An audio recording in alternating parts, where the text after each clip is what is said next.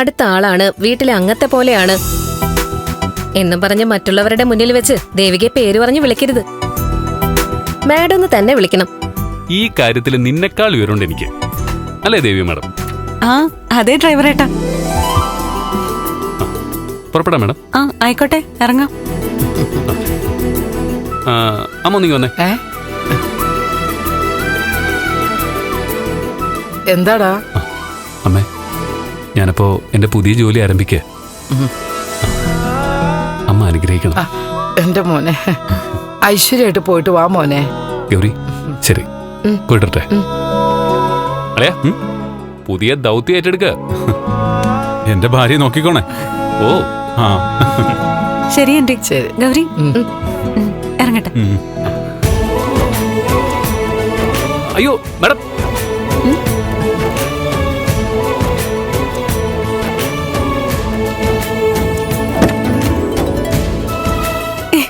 എന്താ മുരളേട്ടാ? ഇതിനി എന്റെ ഡ്യൂട്ടിയാ. കേറിയട്ടെ മാഡം. ഇവന്റെ കാര്യം. അപ്പൊ എല്ലാം പറഞ്ഞ പോലെ സമയമില്ല. ഓക്കെടാ, ബൈ.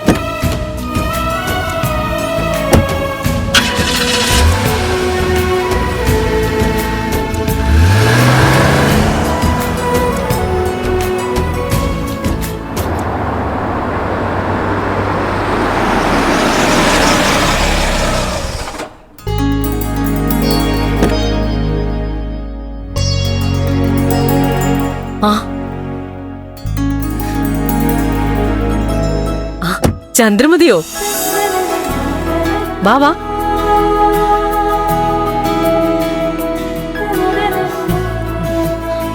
വാ.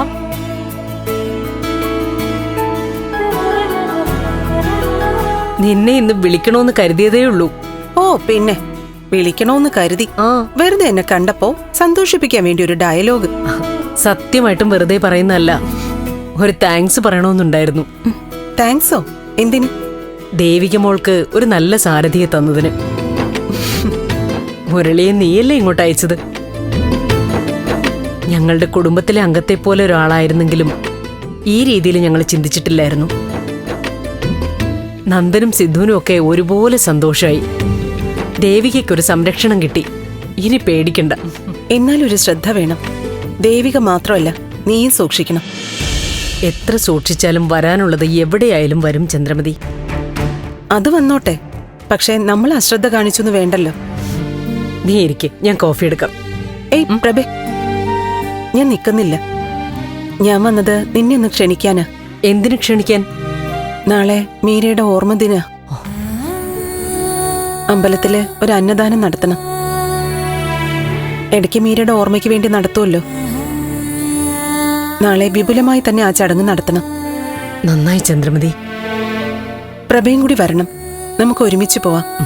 എനിക്കത് വളരെ സന്തോഷമായിരിക്കും. നിനക്ക് മാത്രമല്ല, അതെനിക്കും സന്തോഷവും. ഞാനും വരാം. നമുക്ക് ഒരുമിച്ച് പോവാം. ആ, എന്റെ മോളെപ്പോലെയായിരുന്നു എനിക്ക് മീര. ഞാൻ വരാം. അവൾക്ക് വേണ്ടി എനിക്ക് പ്രാർത്ഥിക്കണം. വാ.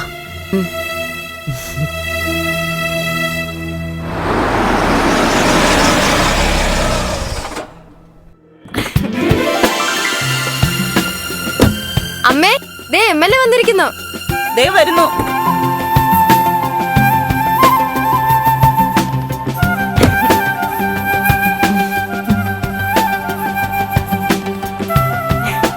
മുരളേട്ടാ, എന്തു പറയുന്നു? എങ്ങനെയുണ്ട് പുതിയ ജോലിയൊക്കെ? എന്താ കുട്ടി ഇത്? MLA നിൽക്കുമ്പോ ഡ്രൈവറോടാണോ കുശലാന്വേഷണം? ഓ, അത് നേരാ.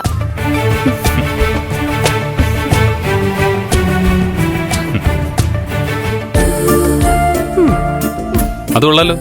നിങ്ങൾ ചേച്ചി അനിയത്തി തന്നെയാണോ? സത്യം പറഞ്ഞാ ഇപ്പൊ ചേച്ചിയെ തൊടാൻ പോലും പേടിയാ മുരളിയേട്ടാ. വേറെ ഏതോ ഒരാളാണെന്നും പരിചയമില്ലാത്ത MLA ആണെന്നൊക്കെ തോന്നല് വരുന്നു. ആ ഒരു പേടി നല്ലതാ. സ്ഥലം MLA കുറച്ച് റെസ്പെക്ട് ഒക്കെ വേണം. അയ്യടാ, ഒരു MLA മഹാറാണി. എടി ചേച്ചി. അയ്യോ, മാനം കളയല്ലേ എന്റെ പൊന്നുമോളെങ്കി വാ.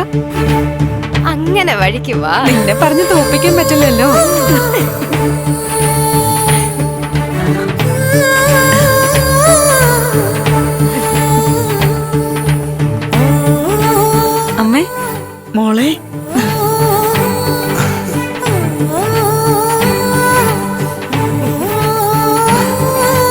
അച്ഛ മോളെ സുഖല്ലേ? പിന്നെ പരമസുഖല്ലേ അച്ഛന്റെ മോക്ക്? അച്ഛ മുരളീട്ടനെ കണ്ടില്ലേ? എന്തു പറയുന്നു? എന്ത് പറയാ, MLA യുടെ കൂടെ ഒന്നിച്ച് ഓട്ടത്തോടെ ഓട്ടം തന്നെ. ഇവിടെ എന്തെങ്കിലും പ്രോഗ്രാം ഉണ്ടായിരുന്നോ? അടുത്ത ശിവന്റെ അമ്പലത്തില് പുനരുദ്ധാരണം നടക്കുകയല്ലേ? ഭാരവാഹികൾ ക്ഷണിച്ചിരുന്നു. അവിടെ വന്നപ്പോ ഇങ്ങോട്ട് കൊണ്ടൊന്ന് കയറണമെന്ന് തോന്നി. പിന്നെ മുരളേട്ടൻ വന്നിട്ട് നിങ്ങൾ കണ്ടില്ലല്ലോ. സത്യം പറയാലോ, മുരളി ദേവിയോടൊപ്പം വന്നോടെ മനസ്സിനൊരു സമാധാനം കിട്ടി. കാശിനപ്പുറം ബന്ധങ്ങൾക്കൊക്കെ ഒരടുപ്പമുണ്ടല്ലോ. മറ്റത് ആരെന്തുദ്ദേശത്തോടെ ജോലിക്ക് വരുന്നതെന്ന് അറിയില്ലല്ലോ. കണ്ണടച്ച് വിശ്വസിക്കുന്നവരായിരിക്കും അവസാനം കഴുത്തിൽ കത്തിവെക്കുന്നത്. ആന്റി, ദേവികയെ സംബന്ധിച്ച് ഇപ്പൊ ആരും സഹായത്തിനും സംരക്ഷണത്തിനും ഒന്നും വേണ്ട. ഏത് സാഹചര്യവും നേരിടാനുള്ള ശക്തിയുണ്ട്. ഇതിന് പ്രത്യേകം ശമ്പളം തരുന്നുണ്ടോ മുരളിയേട്ടാ? ഏതിന്? അല്ല, ഇങ്ങനെ MLA പുകഴ്ത്തുന്നേനെ. നിന്റെ ചേച്ചിയോട് നിനക്ക് മതിപ്പില്ലെങ്കിലും നാട്ടിൽ അങ്ങനെയൊന്നുമല്ല. ദേവിക കേരള രാഷ്ട്രീയത്തിലെ മുരളേട്ട തള്ളി മറിക്കല്ലേ, ഷാരി എന്നെ കളിയാക്കും. തള്ളി മറിക്കുന്നൊന്നുമല്ല, സത്യമായ കാര്യങ്ങളാണ് ഞാൻ പറയുന്നത്. മുമ്പ് ചെറിയ പതർച്ചയും ബുദ്ധിമുട്ടൊക്കെ ഉണ്ടായിരുന്നു. പക്ഷേ ഇപ്പൊ ദേവിക ബോൾഡാ. അതൊക്കെ സത്യം തന്നെ. ചേച്ചി ആളാരാ? കോളേജിലെ ചേച്ചിയുടെ പേരില് ഫാൻസ് ക്ലബ് ഒക്കെ ഉണ്ട്. ആഹാ. അല്ല, ചേച്ചിയുടെ കാര്യം ഇവിടെ നിൽക്കട്ടെ, അനിയത്തി എന്ത് പറയുന്നു? എന്താ മുരളിയേട്ടാ? അല്ല, കല്യാണക്കാര്യം.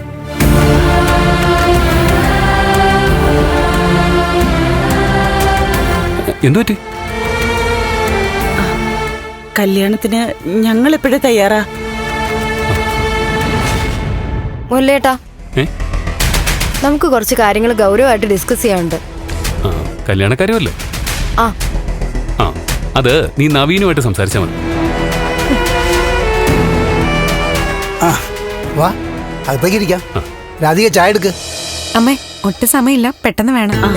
വാ മുരളിയേട്ടാ. മോനെ, ദേവിക്ക് ഒരു ആപത്തും വരാതെ നോക്കി മോൻ കൂടെ തന്നെ ഉണ്ടാവണം. ദേവിക എന്റെ പെങ്ങളല്ലേ, അതുകൊണ്ട് ദേവികയുടെ കാര്യം എന്നോട് പ്രത്യേകം പറയണോ? വാ.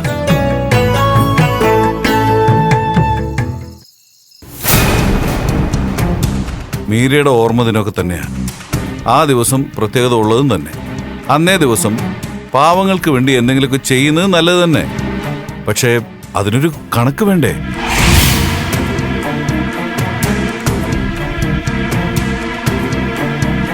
എന്റെ ചേച്ചി ആറ്റിക്കളഞ്ഞാലും അളന്നു കളയണമെന്ന. അതുകൊണ്ടാണ് ഞാൻ ഈ പറയുന്നത്. മതി മതി. എന്റെ മോളുടെ ഓർമ്മയ്ക്കായിട്ട് ഞാൻ ഇഷ്ടമുള്ളതൊക്കെ ചെയ്യും. അതിന് ഞാൻ കണക്ക് നോക്കില്ല. നീ കണക്ക് വെക്കുകയും വേണ്ട. എന്റെ പൊന്നു ചേച്ചി, ഞാൻ നല്ല അർത്ഥത്തിലാണ് ഈ പറയുന്നത്. നല്ല അർത്ഥത്തിൽ പറഞ്ഞതോ? എന്ത് നല്ല അർത്ഥം? ഈ സ്വത്തുക്കളൊക്കെ ഞാൻ മരിച്ചു പോകുമ്പോ കൊണ്ടുപോകുന്നു വെച്ചിട്ടാ? അതോ നിനക്കിതിൽ നോട്ടമുണ്ടോ? അയ്യോ, എന്റെ പൊന്നു ചേച്ചി, ദൈവത്തിന് നിരക്കാത്ത പറയല്ലേ. വാരിക്കോരി കൊടുക്കുന്ന ആളാണ് എന്റെ ചേച്ചി എന്നറിഞ്ഞാൽ ആവശ്യക്കാര് പൊതിയും. യഥാർത്ഥത്തിൽ ആർക്കൊക്കെയാണ് സഹായം ആവശ്യമുള്ളതെന്ന് അറിയാൻ പറ്റില്ല. പറ്റിപ്പുകാരാണ് ചേച്ചി നാട്ടിൽ മുഴുവൻ. ചേച്ചിയെ പോലുള്ളവരെ പറ്റിക്കാൻ എളുപ്പമാ. എന്നെ മനഃപൂർവ്വം പറ്റിക്കാൻ വേണ്ടി ആരെങ്കിലും കാത്തിരിക്കുകയാണെങ്കിൽ ആയിക്കോട്ടെ.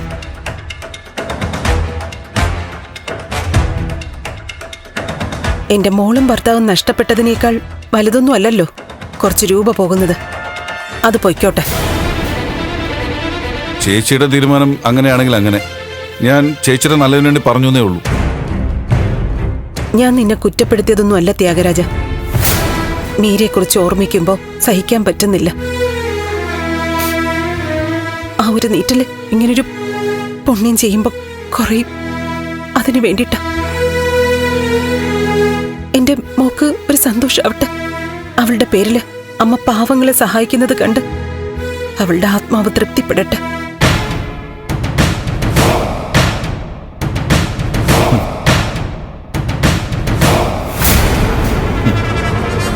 ജീവിച്ചിരിക്കുന്നവരുടെ പേരിൽ കുറെ കാശ് കൊണ്ട് കളയും, മരിച്ചവരുടെ പേരിൽ വേറെ. ആരോട് പറയാ?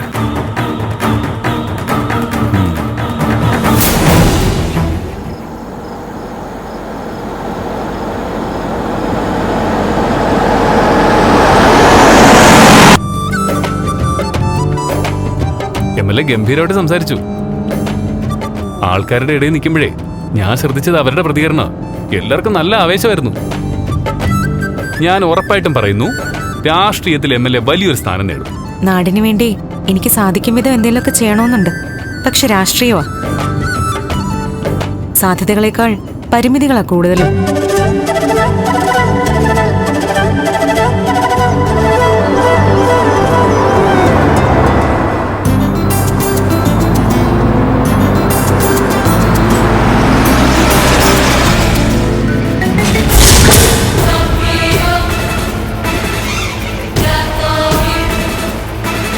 എന്തു പറ്റി മുരളേട്ടാ? ദേ കണ്ടില്ലേ, ഏതൊരുത്തൻ റോഡ് ക്രോസ് ചെയ്ത് വണ്ടി ഇട്ടിരിക്കുന്നു.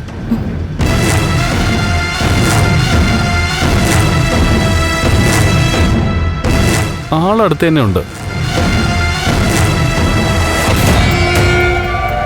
അയാൾ അറിഞ്ഞില്ലേ വണ്ടി വന്നത്? ഓക്കെ, അയാൾ അറിയുന്നില്ലേ? അല്ല അങ്ങനെ ചെയ്യണ്ട, ഞാൻ പറയാമെന്ന് പറഞ്ഞില്ലേ. അയാൾ അറിയുന്ന പോലുമില്ല. ഞാനേ ഒന്ന് ഇറങ്ങി നോക്കട്ടെ. മുരളേട്ടാ വേണ്ട, എന്തെങ്കിലും ട്രാപ്പാണെങ്കിൽ. ട്രാപ്പോ? എന്നതറിയണമല്ലോ. മുരളേട്ടാ സൂക്ഷിച്ച്. ദേവിക വണ്ടിയിൽ നിന്ന് ഇറങ്ങണ്ട, ഞാൻ നോക്കട്ടെ. ആ, അത് നല്ലൊരു ഐഡിയ ആയിരുന്നു.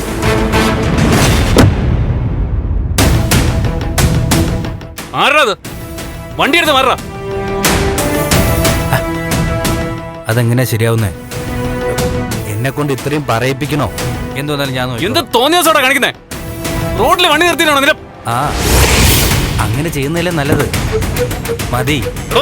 തന്നോടാ പറഞ്ഞത് വണ്ടി എടുത്ത് മാറ്റാൻ. ഇല്ല ഇല്ല ഇല്ല ഇല്ല, അങ്ങനെ ചെയ്യണ്ട. എന്നാ പിന്നെ അത് തന്നെ ചെയ്താ പോരെ? അതല്ലേ നല്ലത്. ഇനി എന്ത് വന്നാലും ഞാൻ മുരളേട്ടാ, അവന്റെ ഉദ്ദേശം എന്താണെന്നറിയാതെ. എന്താണെന്നറിയണമല്ലോ. ആ ശരി.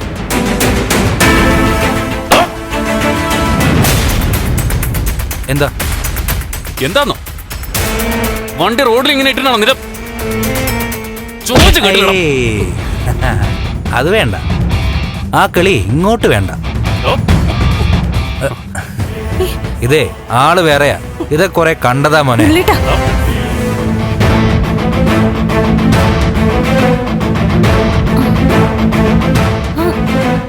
അയ്യോ കെവിൻ,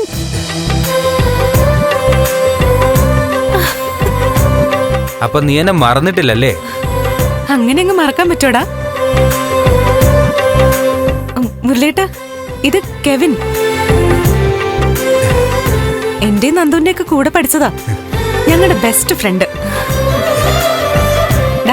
ഇത് മുരളിയേട്ടൻ, എന്റെ സഹോദരൻ തന്നെയാ. മുരളി എനിക്കറിയാം, നന്ദൻ പറഞ്ഞ് ഞാൻ ഒരുപാട് കേട്ടിട്ടുണ്ട്. എന്റെ ചങ്കിന്റെ ചങ്ക്. എടാ, നീ ഇതുവരെ എവിടെയായിരുന്നു?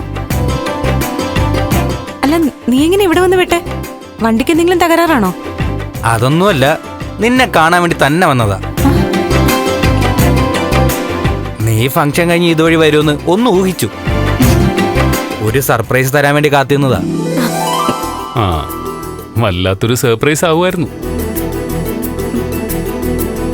ഇപ്പൊ MLAയുടെ കൂട്ടുകാരന്റെ മുഖത്തിന്റെ ഷേപ്പ് മാറിയനെ. ആ, എന്റെ മുരളിയേട്ടാ, തല്ല് കൊണ്ടും കൊടുത്തുമൊക്കെ നല്ല പരിചയമുള്ളവനാ.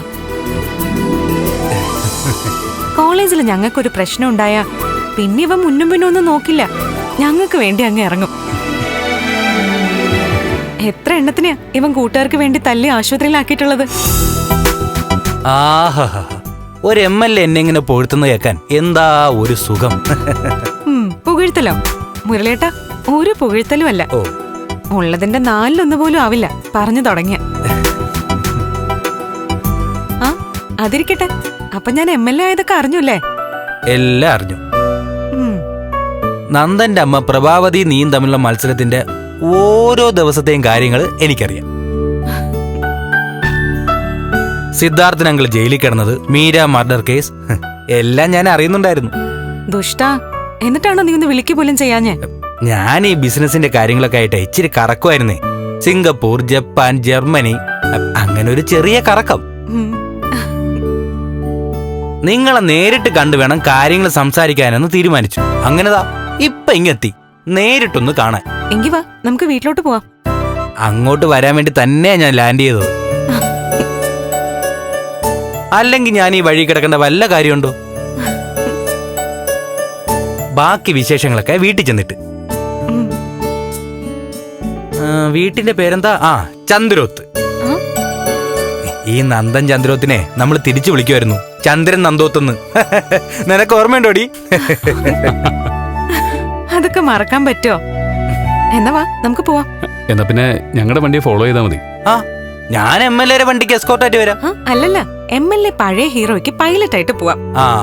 അതും കൊള്ളാം. ഞങ്ങൾ ഫോളോ ചെയ്താൽ മതി. ഓക്കെ.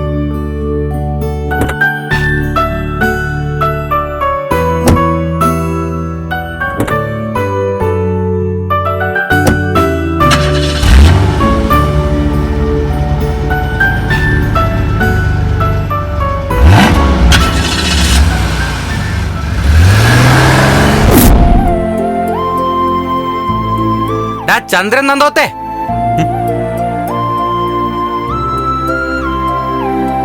എടാ കെവിനെ,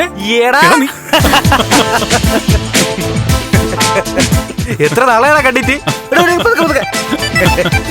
എടാ എന്താ ഇത്? വല്ലാത്ത സർപ്രൈസ് ആയി പോയല്ലോ. ഞെട്ടിയോ ഇല്ലയോ? ഞെട്ടി പൊട്ടി തകർന്നു. അത് മതി. അല്ല ദേവി, ഇവനെ നിനക്ക് എവിടെ നിന്ന് കിട്ടി? അയ്യോ, ഒന്നും പറയണ്ട. മുരളിയേട്ടന്റെ കയ്യിൽ നിന്ന് അടി കിട്ടേണ്ടതായിരുന്നു. എന്താടാ? ചെക്കൻ MLA കാറ് ബ്ലോക്ക് ചെയ്തായിരുന്നു അഭ്യാസം. അപ്പൊ അടി കിട്ടേണ്ട തന്നെയാ. എന്നിട്ട് കിട്ടിയടാ? നീ എന്നെ അങ്ങനെ. എന്താണ് ഇവിടെ ഒരു ബഹളം?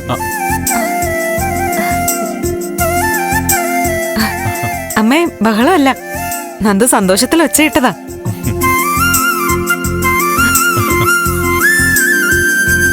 ആന്റി, ഓർമ്മയുണ്ടോ ഈ മുഖം? അയ്യോ, ആന്റി, ഞാൻ കെവിനാ. നന്ദന്റെയും ദേവികയുടെ ഒപ്പം പഠിച്ചതാ.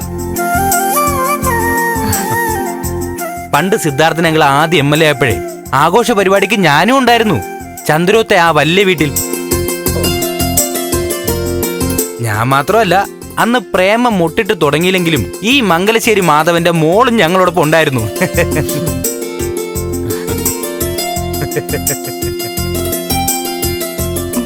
അമ്മേ, സ്വർണ്ണക്കട മുതലാളിയുടെ മകൻ കെവിൻ, ഞാൻ പറയാറില്ലേ? ഇപ്പൊ ഓർമ്മയുണ്ട്. നന്ദു, കോളേജിൽ വെച്ച് ഇവൻ കാണിക്കുന്ന നമ്പറില്ലേ, അതേ നമ്പർ ഇട്ടായിരുന്നു വഴിയിൽ ഞങ്ങൾ തമ്മിൽ കണ്ടതും. അമ്മേ, ഇവൻ ഞങ്ങളുടെ ഹീറോ ആയിരുന്നു. ഞങ്ങൾക്കൊരു പ്രശ്നം വന്നാ ചത്തു കൂടെ നിൽക്കും. ഞാൻ മുരളിയേട്ടനോട് ഇത് തന്നെ പറയായിരുന്നു. അല്ല, എന്നിട്ട് മുരളി എവിടെ? ഈ ഹീറോയുടെ വാചകോടി സഹിക്കാൻ പറ്റാത്തോണ്ട് നിന്റെ ചങ്ക് ഗുഡ് നൈറ്റ് പറഞ്ഞ് സ്ഥലം കാലിയാക്കി. ഒരു കാര്യം ചെയ്യ്, ഹീറോ ഇരിക്കും. ഹീറോയ്ക്ക് കുടിക്കാൻ എന്തെങ്കിലും വേണ്ടേ? അയ്യോ ആന്റി, പ്ലീസ് ഒന്നും വേണ്ട. ഞാൻ നന്ദനെയും ദേവികയും ഒന്ന് കാണാൻ വേണ്ടിട്ട് വന്നതാ.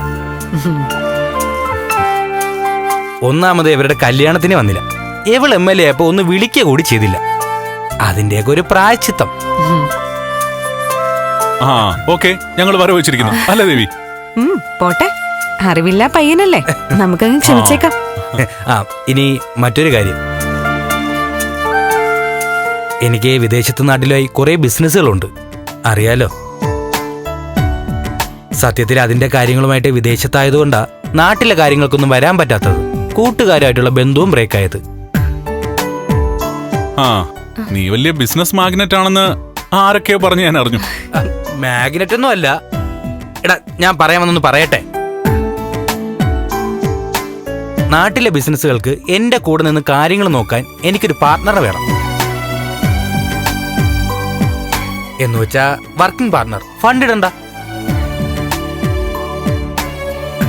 പക്ഷെ ഒരുമിച്ച് നിന്ന് ബിസിനസ് മുന്നോട്ട് കൊണ്ടുപോകണം. ലാഭവിഹിതം തുല്യം. ഓ, അപ്പൊ ബിസിനസ് പാർട്ട്ണറെ അന്വേഷിച്ചാണോ നാട്ടിൽ വന്നത്? എന്ന് ചോദിച്ചാ ബിസിനസ് പാർട്ട്ണറിനെ അന്വേഷിച്ച് നാട്ടിലല്ല, ചന്ദ്രൊത്താ വന്നിരിക്കുന്നേ. നന്ദ, നമുക്ക് ഒരുമിച്ചൊരു ബിസിനസ് മുന്നോട്ട് കൊണ്ടുപോയാലോ? കൃത്യമായൊരു വ്യവസ്ഥ ഉണ്ടാക്കാം. തുല്യ ഷെയർ. നീ ഒന്ന് ഇൻവെസ്റ്റ് ചെയ്യണ്ട. നാട്ടിലെ 3 ബിസിനസ് സ്ഥാപനങ്ങൾക്ക് നമ്മൾ പാർട്ട്നേഴ്സ്. എന്തു പറയുന്നു? എടാ, നിനക്ക് നിങ്ങളെ കമ്പനിയിൽ നിന്ന് നല്ല എക്സ്പീരിയൻസ് ഉണ്ട്. നിങ്ങളെ കമ്പനി ഓപ്പൺ ആവാൻ കുറച്ച് സമയം കൂടെ എടുക്കുമെന്ന് ഞാൻ അറിഞ്ഞു. അത്രയും കാലം നമുക്ക് ഒരുമിച്ച് വെക്കൂടെ? എടാ, പഴയ കോളേജ് സൗഹൃദം ബിസിനസ് സൗഹൃദമാക്കി മാറ്റാലോ.